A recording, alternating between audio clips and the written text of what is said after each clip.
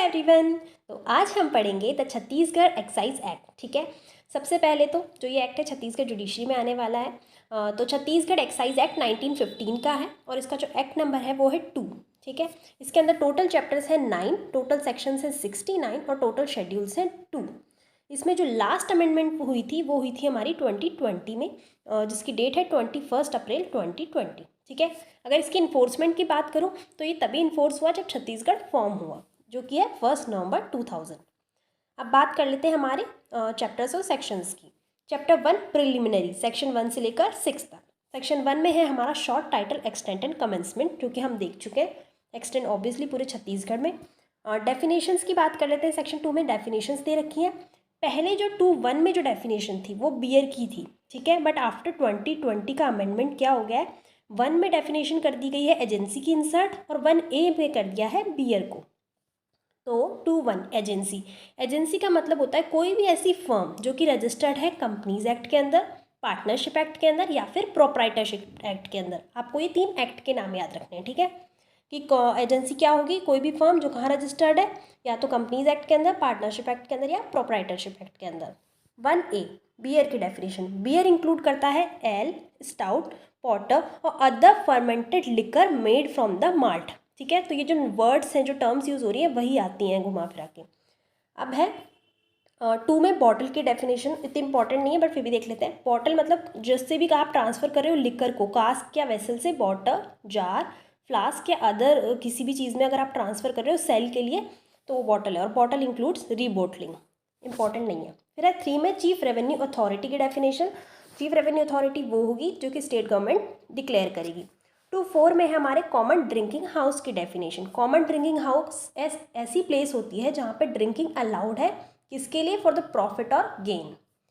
5 है डीनेटर्ड या डीनेचर्ड। ठीक है, ऐसा कोई भी हो गया जो कि रेंडर्ड अनफिट कर दिया गया ह्यूमन कंजप्शन के लिए, जो भी अनफिट है ह्यूमन कंजप्शन के लिए उसे कहते हैं हम डीनेचर्ड। 6 में है 2(6) में एक्साइजेबल आर्टिकल। अब एक्साइजेबल आर्टिकल इंपॉर्टेंट है, इससे भी सवाल आता है क्या क्या इंक्लूड करता है एक्साइजेबल आर्टिकल। कोई भी अल्कोहलिक लिकर, कोई भी इंटॉक्सिकेटिंग ड्रग एंड कोई भी ओपियम या पोपीस्ट्रो, जो किसके अंदर डिफाइन है, एनडीपीएस एक्ट के अंदर डिफाइंड है, ओपियम एंड पोपीस्ट्रो। तो इसमें 4 चीज़ें क्या हो गई, alcoholic liquor, intoxicating drug, opium and poppy straw, जो कि एनडीपीएस एक्ट के अंदर डिफाइन है। फिर है 6A में excise duty and countervailing duty. तो यहाँ पे बताया गया कि ये कहाँ पे है, ये हमारे कॉन्स्टिट्यूशन के 7th शेड्यूल के लिस्ट 2 के अंदर एंट्री 51 में है, वही मानी जाएगी यहाँ पे excise duty and countervailing duty. फिर है 7 में एक्साइज ऑफिसर। एक्साइज ऑफिसर कौन होगा, कोई भी कलेक्टर या फिर कोई भी अदर ऑफिसर जो कि सेक्शन 7 जो है इस एक्ट का उसमें जो अपॉइंट हुए हैं वही एक्साइज ऑफिसर है। यहाँ पे भी 2(7) में दे रखी है डेफिनेशन और सेक्शन 7 में ही इसके उसकी बात हुई अपॉइंटमेंट की। 2(8) में है हमारे एक्साइज रेवेन्यू की डेफिनेशन। एक्साइज रेवेन्यू मतलब इससे भी सवाल आता है, एक्साइज रेवेन्यू क्या, ऐसा कोई भी रेवेन्यू जो कि डिराइव हुआ हो किससे, ड्यूटी से, फीस से, टैक्स से, पेनल्टी से, पेमेंट या कॉन्फिस्केशन से, किससे रिलेटेड है, लिकर या ड्रग से। बट क्या ये इंक्लूड नहीं करता है, ऐसा कोई भी फाइन जो कोर्ट ने लगाया हो वो एक्साइज रेवेन्यू के अंदर नहीं आता है। और यही सवाल आता है कि क्या नहीं आता है। ठीक है, ये था एक्साइज रेवेन्यू। अब इंपॉर्टेंट डेफिनेशन है 11A में इंटॉक्सिकेंट की। इंटॉक्सिकेंट मतलब इट इंक्लूड लिकर या फिर कोई भी इंटॉक्सिकेटिंग ड्रग। इंटॉक्सिकेंट ड्रग या इंटॉक्सिकेटिंग ड्रग 12 में दे रखी है हमारे 2(12) में। इसमें 3 चीज़ें इंक्लूड है। सबसे पहला तो कोई भी लीव्स, कोई भी स्मॉल स्टॉक, कोई भी फ्लावर या फ्रूट हेम्प प्लांट से, और क्या इंक्लूड करता है, भांग, सिंधी और गांजा। ठीक है, इस सब का कोई भी मिक्सचर या जो भी अदर स्टेट गवर्नमेंट नोटिफाई करेगी वो सब क्या होते हैं, इंटॉक्सिकेटिंग ड्रग होते हैं, जो कि 2(12) में डिफाइन हुए। फिर से बता दूं, इंटॉक्सिकेटिंग ड्रग 2(12) में दे रखे हैं। इसमें क्या क्या आते हैं, क्योंकि इससे भी सवाल आता है कि क्या इंक्लूडेड है क्या नहीं है। उसी तरीके से तो क्या क्या है, leaves, small stock, flower, fruit, hemp plant का, या फिर भांग, सिंधी एंड गांजा। फिर है 2(13) में लिकर की डेफिनेशन। लिकर इंक्लूड करता है intoxicating liquor, spirit of wine, spirit, wine, टारी, बियर या फिर कोई भी अदर जो लिक्विड कंटेन कर रहा है अल्कोहल, या फिर कोई भी ऐसा सब्सटेंस जो स्टेट गवर्नमेंट डिक्लेयर कर दे वो लिकर है। ठीक है, फिर है 2(14) में मैन्युफैक्चर की डेफिनेशन। इंपॉर्टेंट नहीं है। मैन्युफैक्चर क्या होता है, ऐसी कोई भी प्रोसेस जिससे कि इंटॉक्सिकेंट प्रोड्यूस हो रहे हैं, प्रिपेयर किए जा रहे हैं, रीडिस्टिलेशन या रेक्टिफिकेशन या फ्लेवरिंग या फिर ब्लेंड या कलरिंग ऑफ लिकर, ये सब कुछ मतलब मैन्युफैक्चर में जितनी भी प्रोसेस होती है लिकर से रिलेटेड वो सारी मैन्युफैक्चर है। 17 में है 217 स्पिरिट। स्पिरिट मतलब कोई भी ऐसा लिकर जो कि अल्कोहल कंटेन कर रहा है बाय डिस्टिलेशन, वेदर डीनेचर्ड और नॉट, ठीक है, वो स्पिरिट होती है। अब 218 में डेफिनेशन है टारी की, ये भी बहुत इंपॉर्टेंट है। टारी मतलब कोई भी फर्मेंटेड या अनफर्मेंटेड जूस जो कि किससे निकाला गया है, पाम ट्री से निकाला गया है। ये सवाल आता है कि फर्मेंटेड ही आता है इसके अंदर या अनफर्मेंटेड भी आता है, कौन से ट्री से आता है, तो याद रखना टारी फर्मेंटेड या अनफर्मेंटेड जूस किससे ड्रॉ किया गया है, किसी भी पाम ट्री से ड्रॉ किया गया है। अब है हमारा section 4, power to declare what shall be deemed to be the country liquor and foreign liquor. बहुत ही इंपॉर्टेंट क्वेश्चन है, ठीक है। कौन डिक्लेयर करेगा कि कंट्री लिकर कौन सा है, फॉरेन लिकर कौन सा है, तो इसकी पावर है स्टेट गवर्नमेंट के पास। स्टेट गवर्नमेंट ही लिकर करेगी, डिक्लेयर करेगी दोनों के ही बारे में। सेक्शन 5 है हमारा definition of retail sale and wholesale, important नहीं है, इसमें भी स्टेट गवर्नमेंट ही बताती है। सेक्शन 6 बहुत इंपॉर्टेंट है, सेविंग ऑफ इनेक्टमेंट। इसमें 3 बता रखे हैं एक्ट्स के नाम, ठीक है, जिसपे अप्लाई नहीं होता या जिसको ये अफेक्ट नहीं करता ये एक्ट, वो है sea custom act, Indian tariff act and cantonment act, ठीक है। इन तीनों एक्ट्स पे क्या है, ये एक्ट अप्लाई नहीं करता। कौन कौन से हैं, sea custom act, Indian tariff act and cantonment act. एक और बात, ये जो इंडियन टैरिफ एक्ट है उसका एक्सेप्ट सेक्शन 6। अब आ जाते हैं चैप्टर 2 पे, इस्टेब्लिशमेंट एंड कंट्रोल, सेक्शन 7 और 7A, इसके अंदर 2 ही सेक्शन है, इस्टेब्लिशमेंट एंड कंट्रोल। सबसे पहले है सेक्शन 7 में establishment and power thereof, ठीक है। हमने डेफिनेशन में देखा था 2:7 में अपॉइंट करते हैं हम एक्साइज कमिश्नर ऑफिसर्स, ठीक है। तो 7 में बोला गया है कि स्टेट गवर्नमेंट अपॉइंट करेगी एक्साइज कमिश्नर को, ठीक है, किस लिए, सुप्रिटेंडेंट करेगा, वो एडमिनिस्टर करेगा एक्साइज डिपार्टमेंट्स को और कलेक्शन करेगा एक्साइज रेवेन्यू को। तो ये 2 काम होंगे हमारे एक्साइज कमिश्नर के, एक तो एडमिनिस्टर करना एक्साइज डिपार्टमेंट को और दूसरा एक्साइज रेवेन्यू कलेक्ट करना, ठीक है। और दूसरे पर्सन्स को भी जो है स्टेट गवर्नमेंट अपॉइंट कर सकती है, एज ए कलेक्टर उन्हें पावर दे सकती है, और अदर ऑफिसर्स भी इसी के अंदर अपॉइंट होते हैं इन सब चीज़ों के लिए। फिर है सेक्शन 7A में इस्टेब्लिशमेंट ऑफ फ्लाइंग स्क्वाड्स, ठीक है। इसको भी स्टेट गवर्नमेंट ही अपॉइंट करेगी, जो कोई भी एक्साइज ऑफिसर से या अदर पर्सन से उनको स्टेट गवर्नमेंट अपॉइंट कर सकती है फ्लाइंग स्क्वाड्स के ऑफिसर्स के तहत। क्यों अपॉइंट होता है फ्लाइंग, मतलब इस्टेब्लिश क्यों होता है फ्लाइंग स्क्वाड्स, इसलिए इन्वेस्टिगेशन करने के लिए अगर कोई भी इवेजन कर रहा है एक्साइज रेवेन्यू का या फिर कोई भी कॉन्ट्रावेंशन कर रहा है इससे रिलेटेड, ठीक है।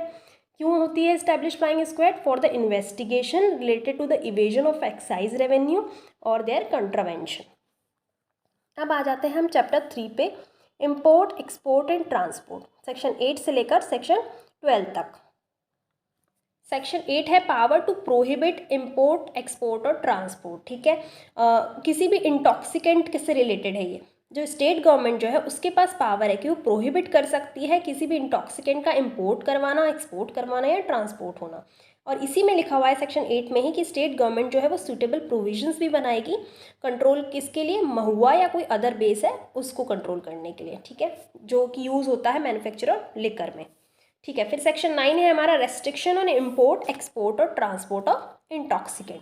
अब रेस्ट्रिक्शंस कौन लगाएगा, ऑब्वियसली सब काम स्टेट गवर्नमेंट करती है मोस्टली, ठीक है।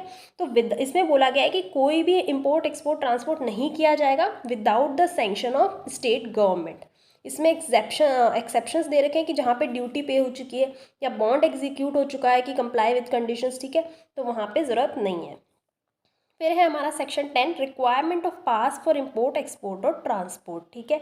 इसमें यही बताया गया है कि कोई भी इम्पोर्ट एक्सपोर्ट ट्रांसपोर्ट जो कि एक्सीड कर रहा है जो भी क्वांटिटी बता रखी है तो वो आप नहीं कर सकते हो विदाउट द पास, ठीक है। ऐसे किसी भी इंटॉक्सिकेंट को आप इम्पोर्ट एक्सपोर्ट ट्रांसपोर्ट नहीं कर सकते हो बिना पास की।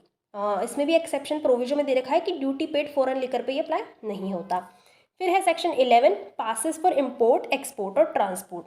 पासेस कौन ग्रांट करता है, कलेक्टर ग्रांट करता है, ठीक है, जनरली कलेक्टर ग्रांट करता है, बट इसी में प्रोविजन में दे रखा है कि एक्साइज कमिश्नर भी वो पास ग्रांट कर सकता है अगर कोई ऐसी इंटॉक्सिकेंट थी जो कि किसने डिटरमाइन की थी, एक्साइज कमिश्नर ने डिटरमाइन की थी, ठीक है।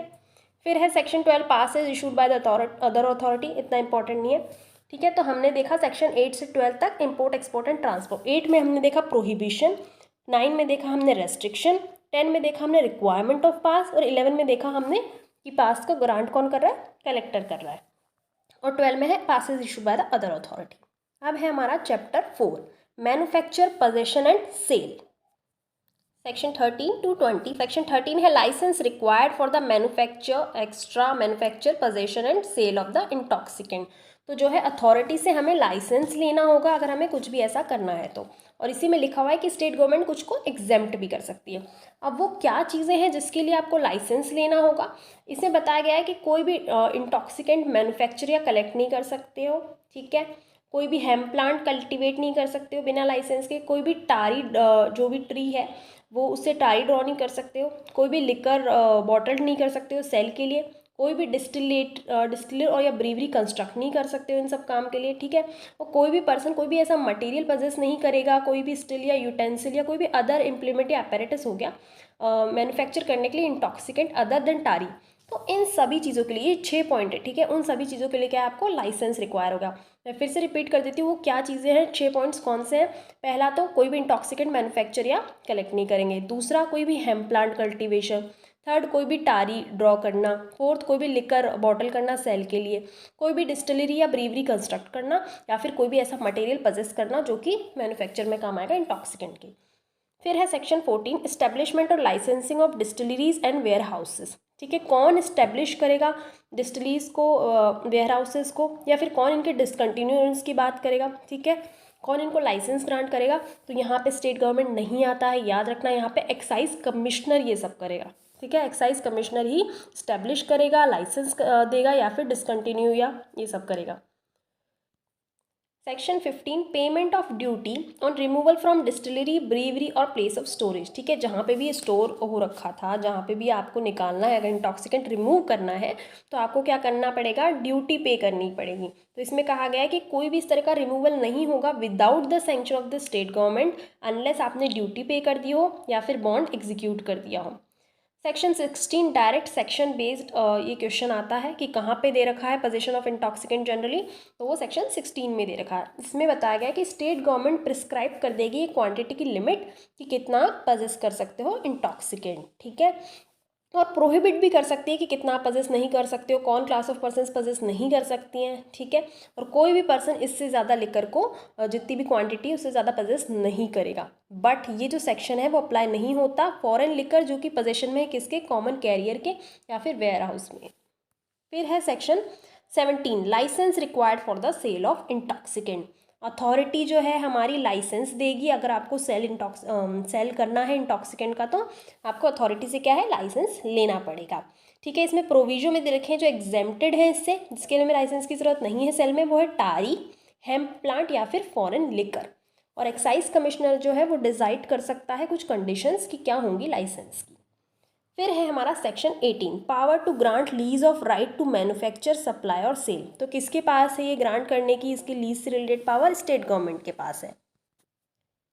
फिर है हमारा सेक्शन 18A, ठीक है। डायरेक्ट सवाल पूछा जाता है exclusive privileges of manufacture, sale extra of the intoxicant में भी ग्रांटेड, ठीक है। एक्सक्लूसिव प्रिविलेज ग्रांट कर सकता है, कौन ग्रांट कर सकता है, स्टेट गवर्नमेंट ग्रांट कर सकती है कि हाँ भाई तू मैन्युफैक्चर करो, सेल करो, ठीक है, इंपोर्ट एक्सपोर्ट ट्रांसपोर्ट जो भी करना है करो। पर किसको ग्रांट कर सकती है, Chhattisgarh state beverage corporation limited को, ठीक है। Chhattisgarh state beverage corporation limited को of the Indian made foreign liquor with in the state, ठीक है, विद इन द स्टेट को उसको ग्रांट कर सकते हैं। और जो एक्साइज कमिश्नर है वही लाइसेंस ग्रांट करेगा इस चीज़ के लिए, ठीक है। प्रिविलेज कौन दे रहा है, वो तो स्टेट गवर्नमेंट दे रही है, किसको दे रही है, छत्तीसगढ़ स्टेट बेवरेज कॉरपोरेशन को दे रही है, पर लाइसेंस इसकी कंडीशन में एक्साइज कमिश्नर ही ग्रांट कर रहा है। फिर है हमारा सेक्शन 20 बहुत इंपॉर्टेंट है, manufacture and sale of liquor in military cantonments. इसके अंदर से बस एक ही सवाल पूछा जाता है कि किसकी कंसेंट से आपको ये करना है, या फिर सेक्शन बेस्ड, ठीक है। तो सेक्शन 20 में जब भी आपको मैन्युफैक्चर करनी है, सेल करना है लिकर के, कहाँ पे, मिलिट्री कंटोनमेंट में, तो उसके लिए आपको किसकी कंसेंट या नॉलेज होनी चाहिए, कमांडिंग ऑफिसर जो है उस मिलिट्री का, उसकी कंसेंट होनी चाहिए। Section 22 direct section based question पूछा जाता है, और एज जो है इसमें लिमिट दे रखी है वो भी पूछी जाती है। सेक्शन 22 बात करता है prohibition of employment of male person under the age of 21 years and of women, ठीक है। कोई भी 21 ईयर्स के अंडर का पर्सन है और वुमेन है, उसको आप क्या कर सकते हो, एम्प्लॉय नहीं कर सकते हो ऐसी जगह पर जहाँ पे इंटॉक्सिकेंट कंज्यूम किए जाते हैं पब्लिक के द्वारा, ठीक है। फिर है section 23 prohibition of sale of liquor और intoxicating drug to persons under the age of 21 years. Direct section based सवाल आता है कि किसको आप सेल नहीं कर सकते हो लिकर को, 21 ईयर्स के अंडर को पर्सन को आप सेल नहीं कर सकते, चाहे वो खुद के लिए लेने आया हो या किसी और के लिए कंज्यूम करने के लिए लेने आया हो। ठीक है, यानी कि कोई पापा अपने बच्चे को नहीं कह सकते कि जाओ मेरे लिए लेके आ जाओ। ठीक है, तभी आधार कार्ड मांगा जाता है। फिर है section 23A prohibition of advertisement relating to liquor. ये भी बहुत इंपॉर्टेंट सेक्शन है। ठीक है, सेक्शन वाइज भी और अंदर जो इसका कंटेंट है उस वाइज भी। तो सेक्शन 23A में बोला गया है कि आप एडवर्टीजमेंट नहीं कर सकते हो लिकर से रिलेटेड। एडवर्टीजमेंट में इसमें क्या क्या इंक्लूड है, यानी कि क्या क्या नहीं किया जा सकता, वो है सर्कुलर, लेबल, रैपर, नोटिस या कोई भी अदर डॉक्यूमेंट या अनाउंसमेंट किसके थ्रू, ओरल, लाइट, स्मोक या साउंड के थ्रू, या फिर एग्जीबिशन करना स्लाइड या फिल्म के थ्रू। ठीक है, तो ये सब अलाउड नहीं है। और कोई भी अगर ऐसा कुछ भी पब्लिश करता है या प्रिंट करता है या डिस्प्ले या डिस्ट्रीब्यूट करता है या फिर करवाता है किसी से, तो उसको कितनी सज़ा मिल सकती है, 6 महीने या 2000 रुपये या फिर दोनों। ठीक है, 6 महीने तक की सज़ा, 2000 रुपये तक का फाइन और बोथ। अब इसमें क्या इंक्लूड नहीं है, वहीं से क्वेश्चन बनता है क्या इंक्लूड नहीं होगा एडवर्टीजमेंट में, कोई भी कैटालॉग या प्राइस लिस्ट जो कहाँ पे डिस्प्ले हो रही है, लिकर वेंट के बाहर डिस्प्ले हो रही है। ठीक है, अगर वहाँ पे उन्होंने अपनी शॉप पे लिख रखी है प्राइस वगैरह या उसको डिस्प्ले कर रखा है तो वो एडवर्टीजमेंट प्रोहिबिटेड नहीं है। एडवर्टीजमेंट ऐसा जो छत्तीसगढ़ के आउटसाइड हो रहा हो तो वो भी प्रोहिबिटेड नहीं है। कोई बिफोर डेट कोई ऐसा पब्लिश हुआ हो, ठीक है, इस एक्ट के आने से पहले, तो वो भी नहीं है। और स्टेट गवर्नमेंट अगर किसी चीज़ को एग्जेम्प्ट कर रही है तो वो भी नहीं है। ठीक है, ये था हमारा prohibition of advertisement relating to liquor section 23A। जो मेजर सवाल इस सेक्शन से आता है वो यही आता है कि जो कैटालॉग हमने वो करते हैं वो इसमें इंक्लूड नहीं है।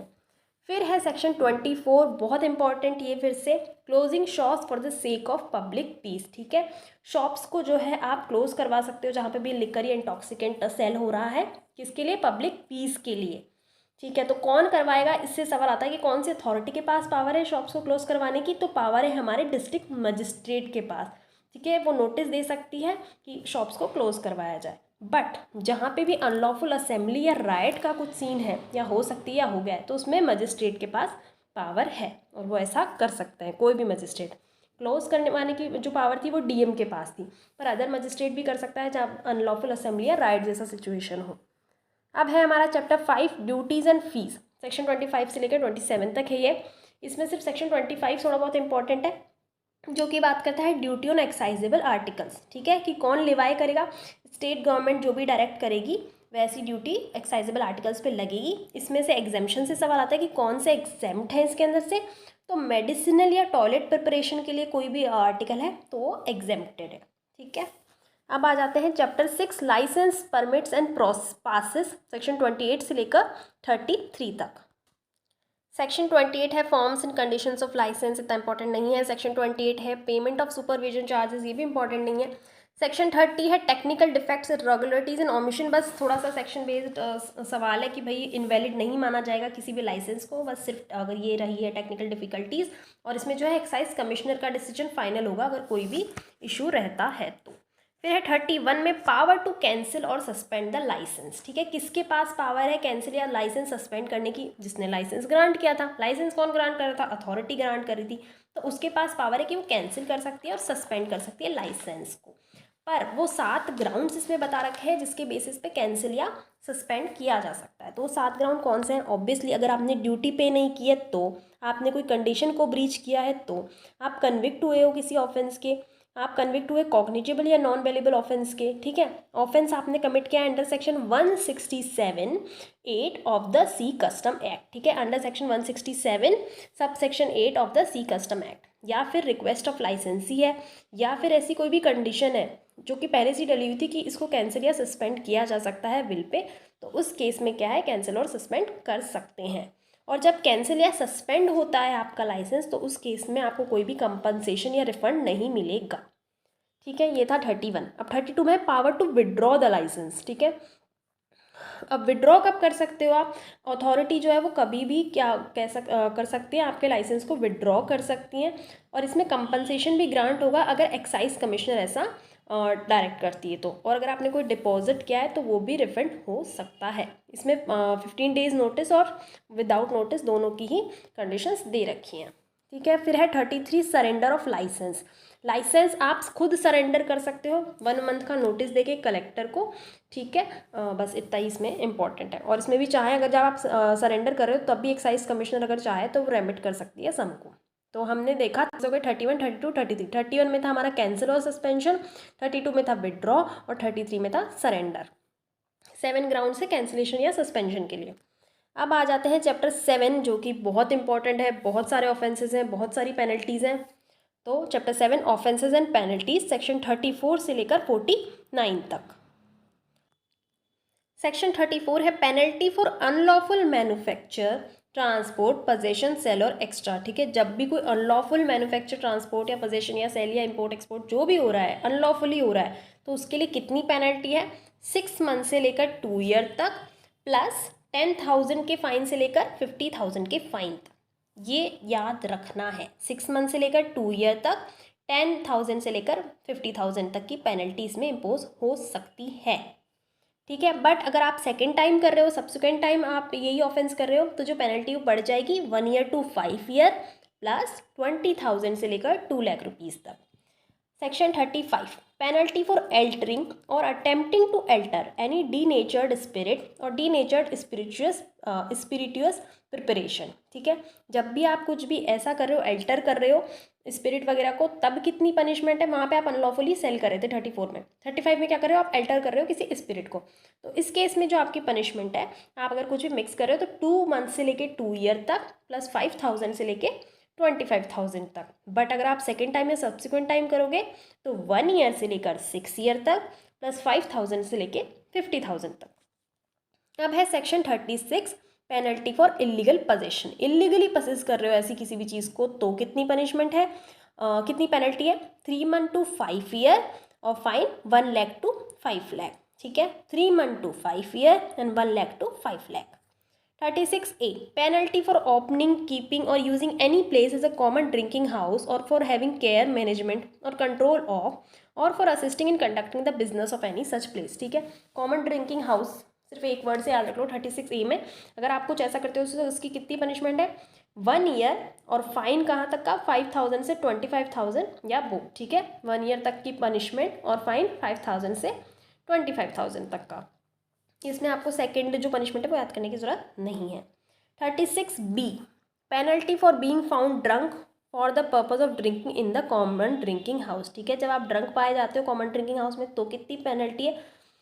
और फाइन लगेगा आपको सिर्फ 1,000 रुपीज़ का, ठीक है। 36B में। 36C penalty for permitting a place to be used as the commission by other person of any offence punishable. अब आप ऐसी प्लेस ग्रांट कर रहे हो, परमिट कर रहे हो कि हाँ जो भी ऊपर हमने जो पनिशमेंट्स देखी है ना 34 में हमने देखी, कोई भी अनलॉफुल मैन्युफैक्चर वगैरह कर रहे हो, एल्टर कर रहे हो, इलीगली पजेस कर रहे हो या फिर वहाँ ड्रिंक कर रहे हो, ठीक है। तो उसकी कितनी पेनल्टी है? 1 ईयर तक की और फाइन 200 से 2,000 तक का या फिर बोथ। फिर है 36D execution of a bond to abstain from the commission of the offence punishable. 36D में जो मजिस्ट्रेट है वो बॉन्ड एग्जीक्यूट करवा सकता है कितने ईयर तक का? Not exceeding 3 year, not exceeding 3 year. फिर है 36E magistrate to require a person to show cause why he should not. ये इतना इंपॉर्टेंट नहीं है, ठीक है। उसको शो कोज नोटिस देंगे कि क्यों नहीं करोगे एग्जीक्यूट बॉन्ड, जो भी है, बस वो बॉन्ड की जो लिमिट है वो याद रखनी है 3 years. 36F penalty for consumption of alcohol eight public places. Important है, सवाल आता है यहाँ से, ठीक है। कितनी पेनल्टी लगाई जा सकती है अगर आप पब्लिक प्लेस पे ड्रिंक कर रहे हो तो? 1,000 से लेकर 5,000 तक। और अगर आप रिपीट कर रहे हो सेम ऑफेंस को तो 5,000 से लेकर 10,000 तक, ठीक है। और अगर आपने न्यूसेंस कमिट किया है, ठीक है, ड्रिंक करके अगर आप सड़क पे न्यूसेंस करो, जहाँ पे भी आपने ड्रिंक किया है वहाँ पे आपने न्यूसेंस क्रिएट कर दिया, तो जो पनिशमेंट है वो है 10,000 से लेकर 25,000 तक और इम्प्रिजनमेंट 3 मंथ तक का, ठीक है।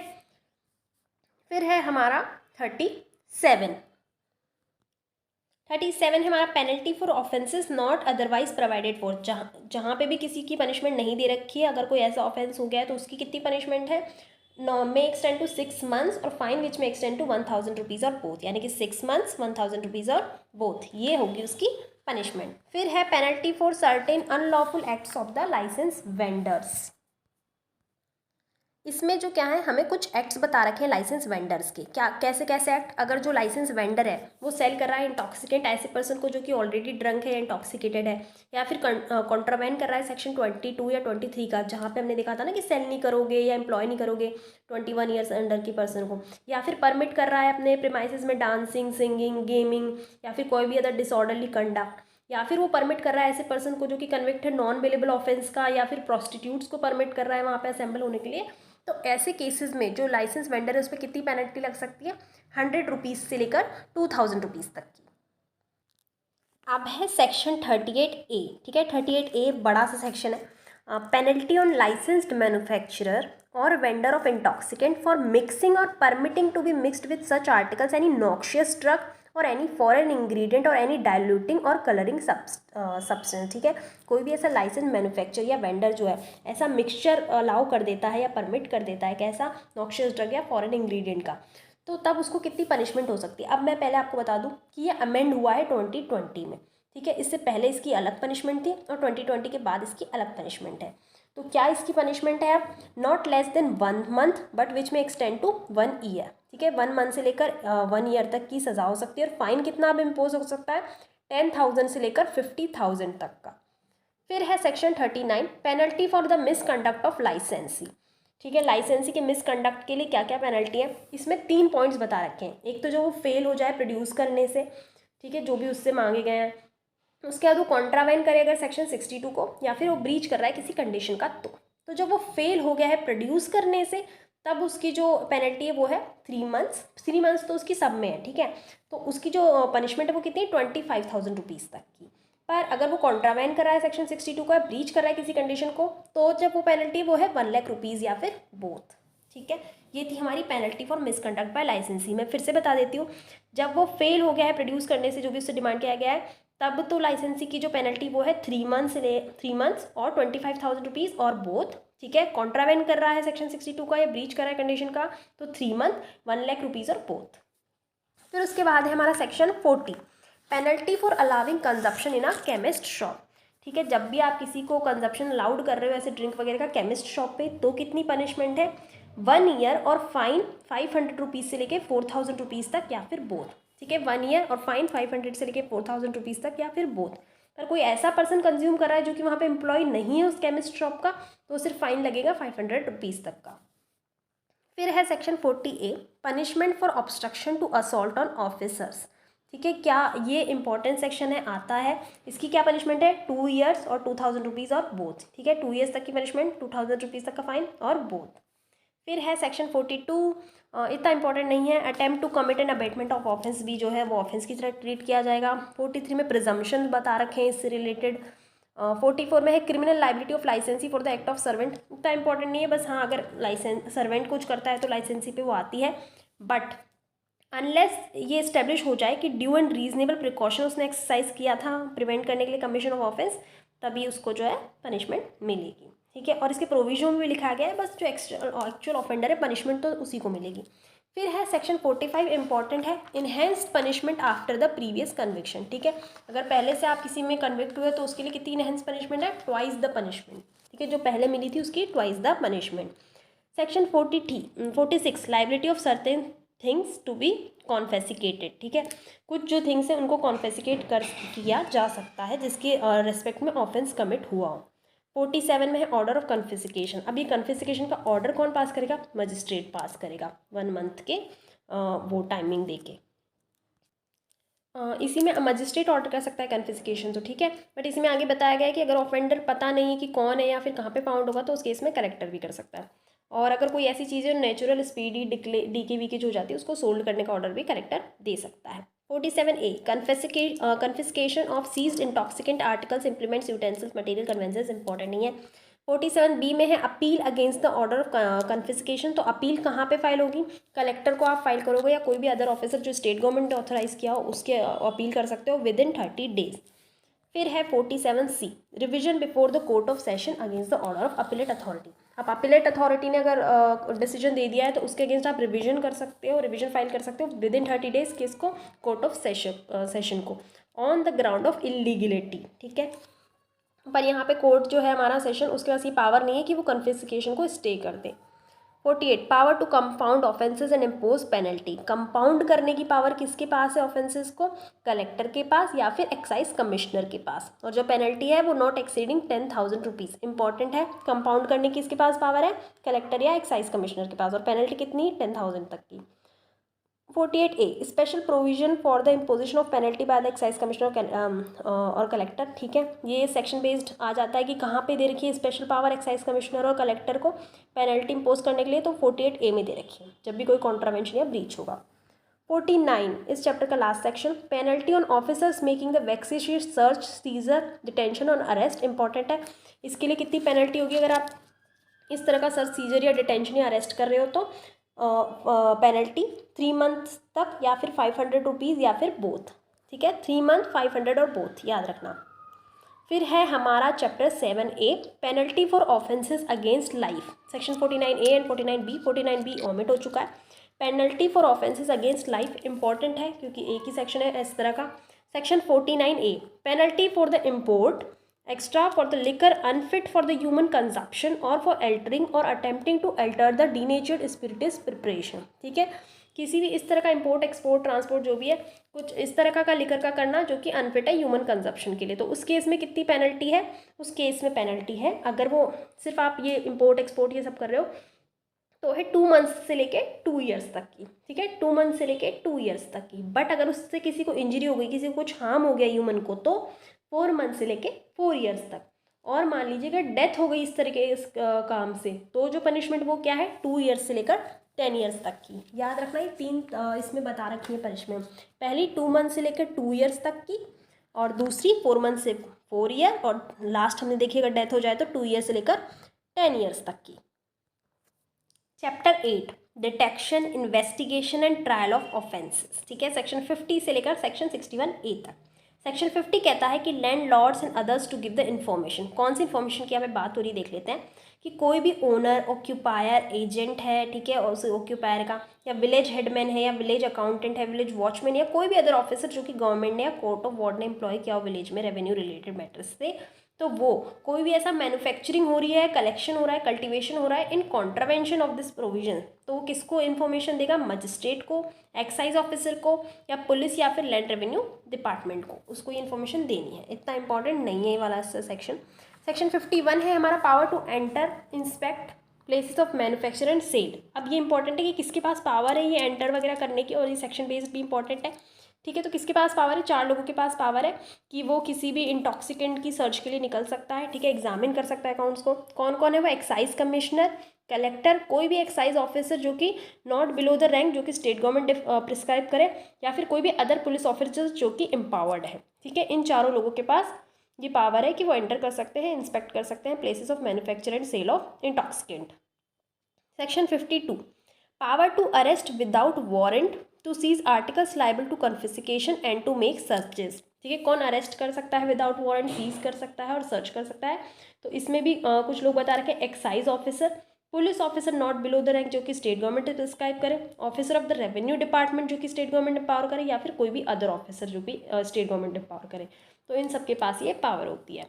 फिर है section 53 power of magistrate to issue warrant for search और अरेस्ट। ठीक है, सेक्शन 53 बस सेक्शन बेस्ड इंपॉर्टेंट है कि कहाँ पे दे रखी है मजिस्ट्रेट इशू कर सकता है इस तरह की पावर। 54 में है power to search without a warrant. Excise officer जो कि नॉट बिलो द रैंक जो कि स्टेट गवर्नमेंट प्रिस्क्राइब करे तो वो सर्च कर सकते हैं without warrant. 54A arrest without warrant for the obstruction और असॉल्ट। तो यहाँ पे भी वही एक्साइज ऑफिसर जो कि नॉट बिलो द रैंक जो कि स्टेट गवर्नमेंट प्रिस्क्राइब करती है, तो वो जो है अरेस्ट कर सकते हैं विदाउट वारंट किसी को भी ऑब्स्ट्रक्शन या असॉल्ट करने के लिए, पर वो पर्सन होगा एंटाइटल बेल के लिए। ठीक है, ये याद रखना। फिर है सेक्शन 56। सेक्शन 56 है हमारा report by the investigating officer. तो ये जो रिपोर्ट है वो जुडिशियल मजिस्ट्रेट को जाएगी। फिर रिपोर्ट बाय एक्साइज ऑफिसर, ये भी जुडिशियल मजिस्ट्रेट को, इतना इंपॉर्टेंट नहीं है सेक्शन।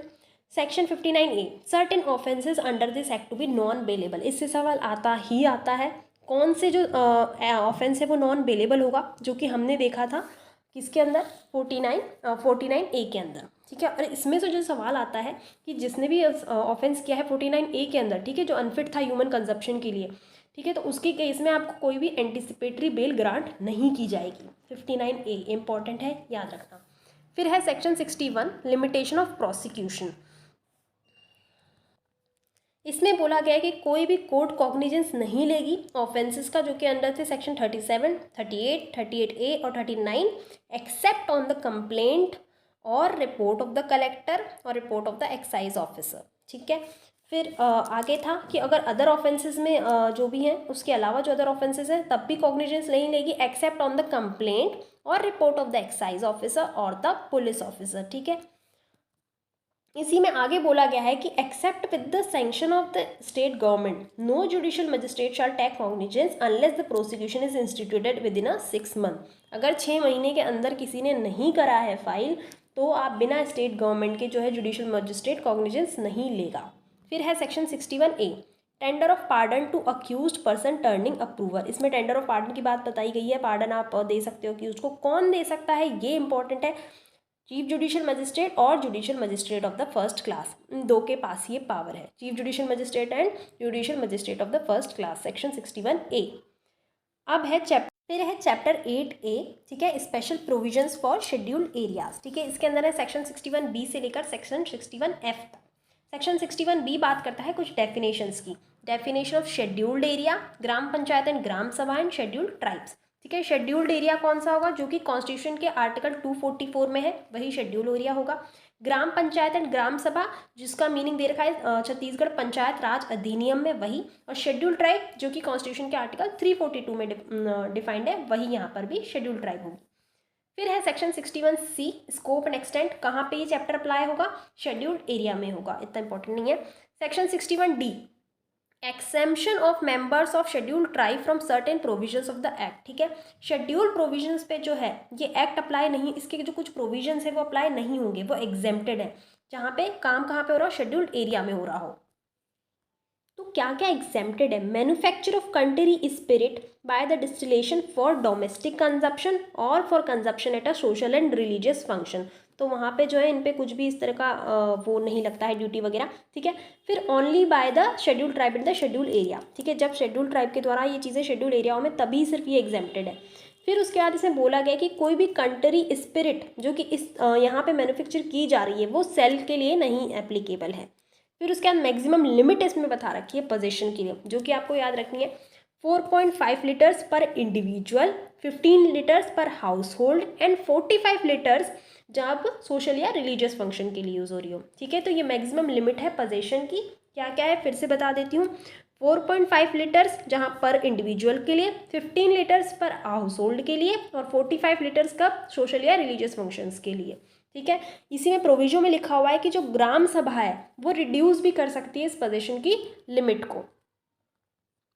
61E में ही ये ग्राम सभा के पास पावर दे रखी है, वो रेगुलेट कर सकती है, प्रोहिबिट कर सकती है मैन्युफैक्चर, सेल या अदर जो भी है इंटॉक्सिकेंट का इस एरियाज में इन शेड्यूल्ड ट्राइब्स के द्वारा। ठीक है, फिर है हमारा 61F enforcement of the decisions of the gram sabha. तो कौन इन्फोर्स करेगी, जो भी ग्राम सभा के डिसीजन है ग्राम पंचायत करेगी, और अगर ग्राम पंचायत को असिस्टेंस चाहिए तो वो किसका असिस्टेंस ले सकती है, सब डिविजनल मजिस्ट्रेट का। ठीक है, SDM का वो ले सकती है। बस इतना सा याद रखना कि कौन इन्फोर्स कर रहा है ग्राम सभा के इन डिसीजंस को, ग्राम पंचायत 61F में। अब है हमारा लास्ट चैप्टर, चैप्टर 9 मिसलेनियस, जो कि है सेक्शन 62 से लेकर 69 तक। ठीक है, इसमें जो कुछ इंपॉर्टेंट सेक्शंस है वो है section 62 power to make rules, किसके पास है, ऑब्वियसली स्टेट गवर्नमेंट के पास है। सेक्शन 64 में है रिकवरी ऑफ गवर्नमेंट ड्यूज, बस सेक्शन वाइज याद रखना है। सेक्शन 65 में है government lien on the property of defaulter, section based ही है, बस ये इन्हीं से डायरेक्ट सवाल आता है कि ये कहाँ पे दे रखा है, ये कौन से सेक्शन में दे रखा है।